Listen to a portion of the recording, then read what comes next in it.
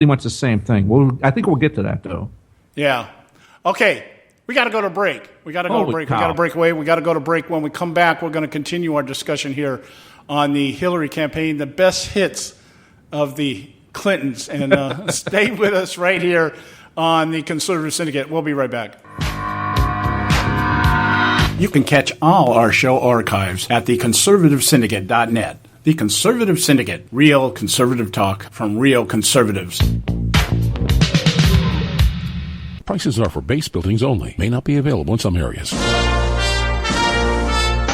Attention business owners, do you want a stimulus package that really works? Before you spend thousands of dollars more than you should on your next building project, listen to this. General Steel has a stimulus package designed to help you save as much as half the cost of conventional construction on your next building. As much as half. That's right, General Steel can save you thousands of dollars with a pre-engineered steel building designed for your business or church. How about a 50 by 100 foot building for under $30,000? So don't pay thousands more than you should without calling General Steel first and save as much as half the cost and time of conventional construction. With the projected demand for steel in Japan and China, prices may be skyrocketing. 800-280-3454. 800-280-3454. 800-280-3454. Hey folks, if you're like me, you don't place a whole lot of trust in today's media for the real truth and facts regarding the volatile world of finance and politics. When I want the real scoop on money, I go to the most trusted source I know, my good friend and colleague, Bob Cardoso. Bob is a noted financial expert with a PhD in international finance who airs his nationally known and syndicated show, Robert Cardoso Live, every Monday through Friday, 4 to 6 p.m. Pacific Standard Time. With Bob, you'll get the right information at the right time, firsthand, from someone who knows his business and can help you make the right decisions concerning yours. Bob airs live every Monday through Friday from 4 to 6 p.m. Pacific Standard Time on blogtalkradio.com/Robert Cardoso Live, or you can choose any one of his archive shows at blogtalkradio.com/Robert Cardoso Live. That's blogtalkradio.com/Robert Cardoso Live. For complete and honest commentary on politics, finances, and culture, check Bob out. You'll be glad you did.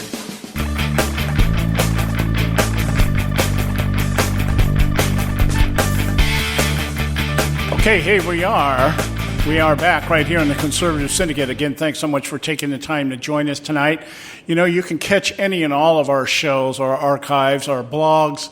You can meet the panel, read a little bit about them, the people that sit on our Conservative Syndicate panel, by going to our website, theconservativesyndicate.net. And everything is there. Anything and everything that you want to know about the show can be found on our website, theconservativesyndicate.net. All right. Now, back to what we're talking here. The Clintons, the best of the Clintons, the best hits of the Clintons, right here on the Conservative Syndicate with my co-host, Joe Hakos. And we left going into the break talking about the Whitewater thing. The Whitewater thing was kind of complicated and probably got the most media attention out of most of the things that were going on with the Clintons at that time and actually subsequently. So the idea that I think it was in the news for quite a while. We had Jim and Susan McDougal, who were embezzling money using federal contractors, got caught, and the Clintons were tied in as investors and partners and friends with these people. Vince Foster, deputy counsel at the White House and friend of Hillary Clinton, ended up committing suicide. We had all types of things going on. They had we didn't mention it, but there was the Rose Law Firm issues where they had to go in and issue subpoenas for Hillary Clinton's time at the Rose Law Firm during the Whitewater scandal. She was one of the instrumental in that. They found out that there had been lies stated by the Clintons regarding that, but once again, nothing ever came to surface as far as retribution or indictments or trials or anything. They were never held accountable for it. So that was a very lengthy scandal. And I remember thinking at that point in time that would probably be what knocked the Clintons out, but it didn't go that route. It didn't turn out that way. Then we had the renting of the Lincoln bedrooms. I think this is kind of funny. Actually, I can't. Who else but Bill Clinton could think of something like this? It's really lowbrow. We're really what you're thinking there, John. It's just lowbrow. It's not at a class we'd want in our White House. That kind of seedy thing. Yeah. Right out loud. I mean, come on, really blatant, making money off the people's house. It's not their house to rent. Yeah. I just they were saying like $5.5 million in campaign contributions came through from these guests who went and stayed in the Lincoln bedroom. I just, it's amazing. It really is amazing to me that I think that's why I think of the phrase when I think of the Clintons. Things like this is what in my dad's day, when my dad was here, he referred to the Clintons as white trash. So being called white trash by white people is being worse than using the N-word if you're black. It's like it's actually the equivalent, really. When you call somebody white trash and you're from the South, that's like as low as you can go. You're at the bottom of the barrel. Yeah, it's not a real good thing to be known for. And so the idea, that he rented out the room for the night or whatever, however, $5.4 million. I don't know how many guests were there, but 800 people, more than 800 people, paying in total $5.5 million. Well, we should probably move along because we got such a long list. We'll never make. I know. I'm getting there now. The other big one, the other big scandal that went the wayside was the Commerce Department's Ron Brown, Commerce Secretary, who was involved in fundraising scandal with people like John Hung and James Rady, people like this, and these people were all found to be giving illegal campaign contributions, and Ron Brown was the guy kind of padding the way or paving the way for this to happen. And we all know that Commerce Secretary Ron Brown ended up he was going to resign, which is an indicator that once he resigns, what would he do? He'd write a book, of course, and a tell-all book or something like that. And he was killed in a plane crash over, and I believe it was in Bosnia, someplace like that. Do you remember where it was at? I believe it was Bosnia, Croatia. Croatia, that's where it was. Croatia. Yeah, it was over. Like Bosnia, but Croatia. It's in the same. It's that part of the world, folks. Okay, yeah. It wasn't here in the States. Yeah, it was. But and no one needs to die. I can't think of a more horrible. That and drowning, about the worst poet, or burning in a fire. Yeah, so plane crash is not a nice way to go. But yeah. Anyway, so he went, and so we should probably go to the next one then. Yeah, the next one is, of course, the Monica Lewinsky. I think is the big one. The next big one. I think so. That one kind of hit the news for a little while. Yeah, and I'm not going to say that. I can't really say that this is anything to do with Hillary, other than the fact that she realized at some point during this whole thing that she has her husband by the short hairs, and anything she wants, this guy is going to bark. Yeah, come on, really. She can't be the true feminist that she is by standing by her man there. And it was all, it was a right-wing conspiracy, John, that made Bill do all. Yeah. That. Now, the big ones here, we're going to kind of group these last ones together here, of course. Well, John, hold on, man. We're under fire here in Bosnia.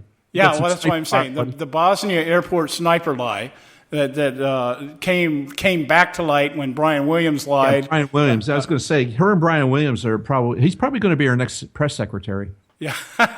They're just making stuff up, man. He's available. Of course, we have the email scandal, which is and this is only one of two email scandals, by the way. Yes, of course. They were involved in another email scandal much earlier on in their careers, involving emails that just disappeared that had to do with investigations that were going on. This one, of course, wiping her server clean. And I understand now that she had actually been asked in 2012 if she had a private service. That's correct. Never answered the question. So, that one, let's see how that plays out during the campaign. Because this is, now we're into stuff that's going to play out now. Yeah, this is stuff of while she was Secretary of State, that checkbox you said was checked off on her resume. But, this is more akin to the Nixon tape thing. Right. Nixon would have just got rid of the tapes. He probably wouldn't have been impeached. Well, hello, Hillary. I think she learned from that when she was on an investigative team. Yeah. Yeah. Don't just erase 18 minutes. Just wipe it all out. Get rid of it all. Yeah, get rid of it all. And, of course, we know that probably the most incriminating evidence that would come out of those emails is what happened during Benghazi, which would definitely be a campaign killer. Obviously, it's not right now, but who knows? We'll see how this plays out. And then last but not least is the Clinton Foundation, where they're bringing money in. And I'd leave it with this thought on the Clinton Foundation. They're bringing money in from foreign countries for the purpose of doing special projects, for the poor and everything else. And that's the way it's been touted. And even those projects that they've been involved in are under scandal. They're being investigated, money going to Haiti. But you know what? Here's the thing, Joe. I'll let you have the last word here. But here's the thing. They're talking about all the work that the Clinton Foundation does, and nobody's been able to name a single thing that the Clinton Foundation has done. They say, "Oh, we're helping third world countries. We're setting up a school in Kenya for girls that have been raped, and we're funneling money down to Haiti." But nobody can identify where this money is going and who's handling it. So I'm surprised nobody's asked that at this point, and maybe it's going to be coming down the pipeline here. But, the idea here is that they have this organization that's supposed to be doing all this humanitarian work. We know Jimmy Carter does this stuff, Habitat for Humanity. We know what he's doing. We don't know what the Clintons are doing. They're saying, well, we're doing all these great things, but nobody can identify who's involved in these great things. Well, we're not supposed to know who's involved, John, because it's the people that are involved. These are people that should not, nobody in our government or at any level of any kind of power or authority as Secretary of State should have anything to do with these countries in this sort of way. This is, was pay to play with the trips over there and killed Mr. Brown in Croatia. This is more of the same, just on a bigger level. And now they're circling the wagons on these folks. And so only countries and places and money that they love and they know are clean, quote unquote, big air quotes here, are they dealing with now, because the big long knives are quote unquote but the long knives aren't with the press yet. Now, if the press ever gets onto this, and that book that comes out, I believe it's coming out next month, when it comes out, and if it hits the stuff and has even a remote inklings of any truth to it, this could be the one. But we've said that before. This could be the one for the Clintons, and they're going down. We've always said that before, and they seem to resurrect themselves like Lazarus. Yeah, it does seem kind of interesting that we're going to have to wait and see. But this could be. I mean, we've got two very valid claims here, very close together. You've got the email situation here. That is accentuated when you deal with things like the IRS email stuff, the problems going on with the IRS and things like that. Email servers or hard drives just disappearing and then reappearing and, all that other kind of stuff. And so this, that feeds into this type of thing. So that kind of one thing feeds the other. Yeah. And then the Clinton Foundation, I think, though, is one of these things that if it really comes to the surface, what's going on, especially if some of these entities are identified in these foreign countries that this money is being funneled into for whatever reason. They're claiming humanitarian work. But if it comes to the surface that this stuff is being funneled into, say, let's just abstractly say something like the